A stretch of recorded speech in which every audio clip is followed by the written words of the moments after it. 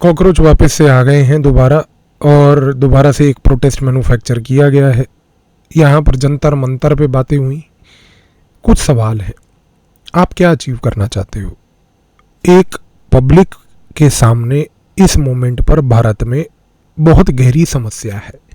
समस्या ये है कि एक निकम्मेपन की वजह से, एक इनकॉम्पिटेंट मिनिस्टर की वजह से एग्ज़ाम भारत में नहीं हो पा रहे।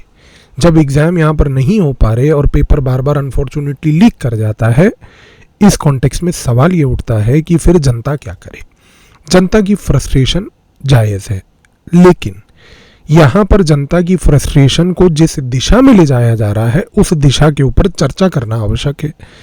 क्योंकि चीज़ को समझिए, एक डेमोक्रेसी के अंदर जहाँ पर राजनीतिक पार्टियाँ होती हैं जो सत्ता संभालती भी हैं, सरकार चलाती भी हैं, उस कॉन्टेक्स्ट में हमेशा एक गवर्नेंस ब्लूप्रिंट होता है।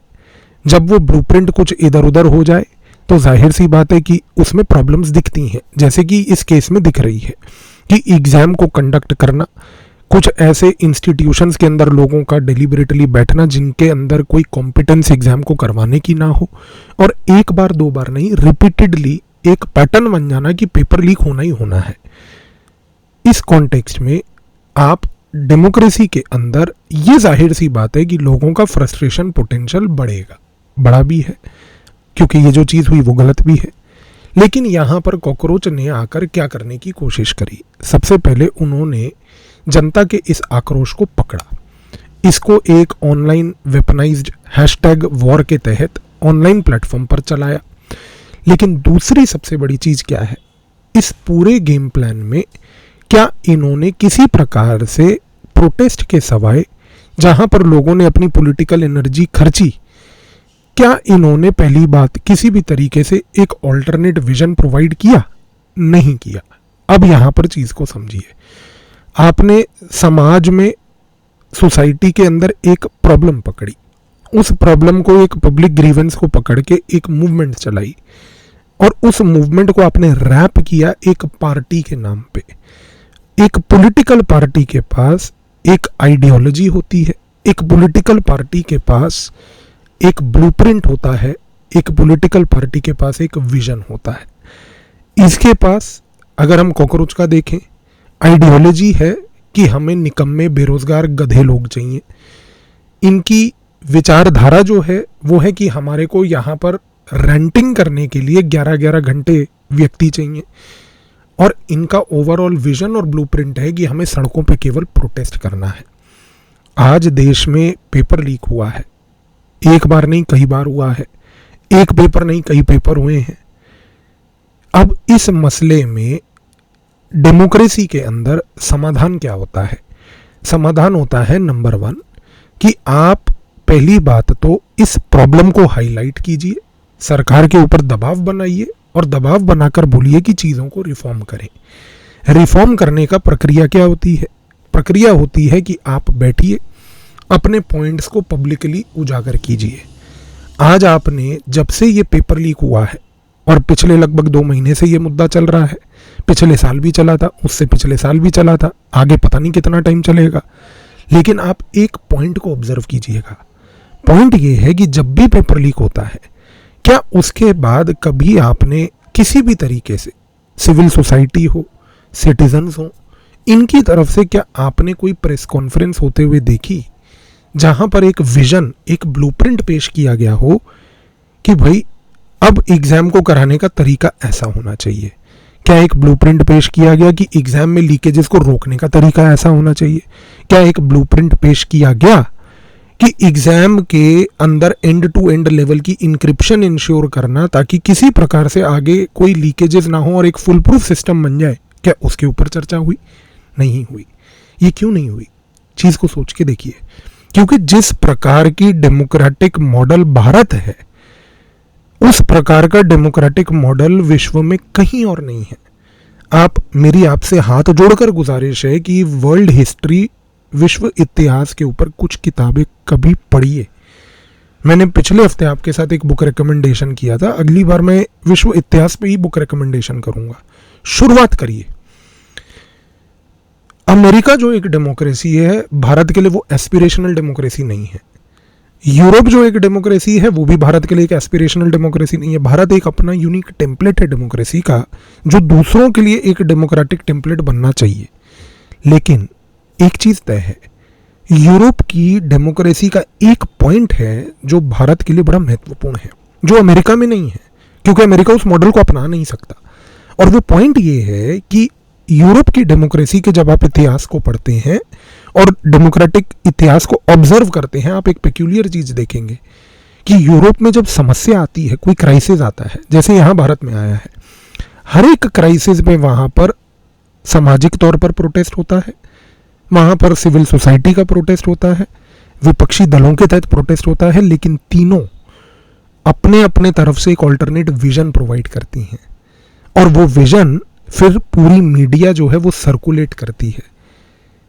मेरा मुंह मत खुलवाइए, यहां पर जो मीडिया में एक महिला एंकर ने जिस प्रकार की अपशब्द की टिप्पणी टीचरों के ऊपर प्रयोग की है, माफ कीजिएगा, मैं टीचर हूं, एक पब्लिक प्लेटफॉर्म पे उस महिला के बारे में मैं कुछ बोलना नहीं चाहता, क्योंकि उसके ऊपर कई बाकी टीचरों ने टिप्पणी कर दी है। हमारी मीडिया ये करती है, पहली बात। दूसरी बात, मीडिया यूरोप में इन तीनों जो एजेंट्स हैं सोसाइटी के, सिविल सोसाइटी हो गया, विपक्ष हो गया और साथ में जो समाज के नागरिक हो गए, इनके ब्लूप्रिंट्स को लेकर एक डिबेट चलाती है। मैं आपसे फिर वही सवाल पूछता हूं, क्या भारत में ये चीज हुई? क्या भारत में ये चीज 2 महीने से या पिछले साल या पिछले से पिछले साल हुई? नहीं हुई। क्या कॉकरोच ने आज जंतर मंतर पे बैठ के ये चीज करी? नहीं करी। क्यों नहीं करी? क्योंकि आप भारत के अंदर एक ऐसा डेमोक्रेटिक मॉडल क्रिएट कर रहे हो जिस मॉडल में एक ऐसी चीज यहां पर बनाई जा रही है कि आप रेंटिंग करो, प्रॉब्लम को ग्लोरीफाई करो और ग्लोरीफाई करके आदमी के अंदर दुविधा पैदा करके छोड़ दो, उसको विजन ऑल्टरनेट कभी प्रोवाइड ही मत करो। क्योंकि जब आप उसको विजन प्रोवाइड नहीं करोगे ना, चीज को समझो, तो आपको ये चीज समझ ही नहीं आएगी कि हमें इस मसले का हल कैसे निकालना है। मैं फिर बोल रहा हूं, एग्जाम के पेपर लीक होना, बच्चों की फ्रस्ट्रेशन बढ़ना, फ्रस्ट्रेशन के साथ साथ एग्जाम के पूरे प्रोसेस से लोगों का विश्वास उठ जाना इस मोमेंट पर भारत की सबसे बड़ी समस्या है। लेकिन इस समस्या का समाधान जो है वो निकलेगा इस डिबेट के कल्चर से, वो निकलेगा इस डिस्कशन के कल्चर से। क्योंकि इस डिबेट और डिस्कशन में निकलेगा एक विजन, इस डिबेट और डिस्कशन में निकलेगा एक ब्लूप्रिंट, और वो ब्लूप्रिंट के ऊपर फिर होगी चर्चा। पर सवाल ये है कि क्या ब्लूप्रिंट ऑफर करने के लिए इस मोमेंट पर कोई है? क्या ब्लूप्रिंट ऑफर करने के लिए यहां पर कोई तैयार बैठा है? किसके पास ब्लूप्रिंट है इस मोमेंट पर कि एग्जाम कैसे होगा? किसके पास विजन है कि एग्जाम में जो कमियां हैं, समस्याएं हैं, वो कैसे ओवरकम होंगी? क्योंकि आपको डेलिबरेटली पुश किया जा रहा है एक ऐसे नरेटिव थिंकिंग में, एक ऐसे डायमेंशन ऑफ कॉग्निटिव वॉर में, जहां पर आपका दिमाग किसी भी समस्या के हल को सोचने के लिए बंद कर दे। और वो इसलिए किया जा रहा है क्योंकि जब आप इस प्रकार की थिंकिंग में, ट्रैप में फंस जाएंगे, तो आपके अंदर का वो फ्रस्ट्रेशन पोटेंशियल जो है वो और बढ़ेगा। और जब फ्रस्ट्रेशन पोटेंशियल और बढ़ेगा और एक पॉइंट पे वो बढ़ता रहेगा, तो वो आपको लेके जाएगा सिविल अनरेस्ट की तरफ। और जब हम सिविल अनरेस्ट की बात करते हैं तो सिविल अनरेस्ट में एक फ्रस्ट्रेटेड व्यक्ति को बाहर के किसी एडवर्सरी के तहत मोबिलाइज करके यहाँ पर उसकी एनर्जी को एक नेगेटिव तरीके से चैनलाइज करना मुश्किल नहीं होगा। मैं आपको ये बात पहले भी कह चुका हूं कि बड़ी अनफॉर्चुनेट बात है कि इस प्रकार की समस्याएं जिसका साधारण तरीके से हल एक गवर्नेंस के रिफॉर्म के थ्रू सरकार खुद निकाल सकती है, सरकार के अंदर बैठे हुए कुछ निकम्मे लोग इस हल को निकाल नहीं रहे हैं, बल्कि वो प्लेटर पे ऐसी प्रॉब्लम्स क्रिएट करके एक टेबल पे बनाकर रख रहे हैं जिससे कि इस प्रकार की समस्याएं जो हैं वो एग्रावेट और एम्पलीफाई हों। इस मोमेंट पर मैं एक ही चीज बोलना चाहता हूं, समाज के अंदर लाखों बच्चों के साथ हुई समस्या, उसका हल इस मोमेंट पर एक ही तरीके से निकलेगा कि जब एक ऑल्टरनेट विजन एग्जाम का प्रपोज किया जाएगा, एक ब्लूप्रिंट बताया जाएगा और दबाव सरकार पे डाला जाएगा कि आप इस ब्लूप्रिंट को या तो अपनाइए या बताइए कि इस ब्लूप्रिंट में कमियां क्या हैं और इससे बेटर ब्लूप्रिंट आपके पास क्या है। अगर इस प्रकार की डेमोक्रेसी हम भारत को नर्चर करके बनाएं तो मुझे नहीं लगता कि भारत को कोई ताकत आगे जाकर कमजोर कर सकती है। आप मेरे इस पूरे डिबेट से असहमत भी हो सकते हैं, लेकिन आप शायद अगर मेरे से सहमति रखते हैं कि भारत की डेमोक्रेसी में हमें इस चीज़ की आवश्यकता ज़्यादा है रादर देन हर चीज़ को लेकर रेंटिंग करने की, तो अपनी कमेंट में राय मुझे ज़रूर बताइएगा। और अगर आप समझते हैं इस बात को कि इस मोमेंट पर भारत में सबसे बड़ी आवश्यकता इस चीज़ की है कि हम चर्चा करें, एक ऐसा हेल्दी इंटेलेक्चुअल डिबेट और कल्चर बनाएं इस देश में जहां पर जो भी समस्या है उसका हल ढूंढा जाए रादर देन कि सिर्फ प्रॉब्लम रेंटिंग की जाए, तो बताइएगा कि आप इस चीज़ से सहमत हैं या असहमत हैं। मेरा इस चीज़ को लेकर सिर्फ ये ओपिनियन है। धन्यवाद।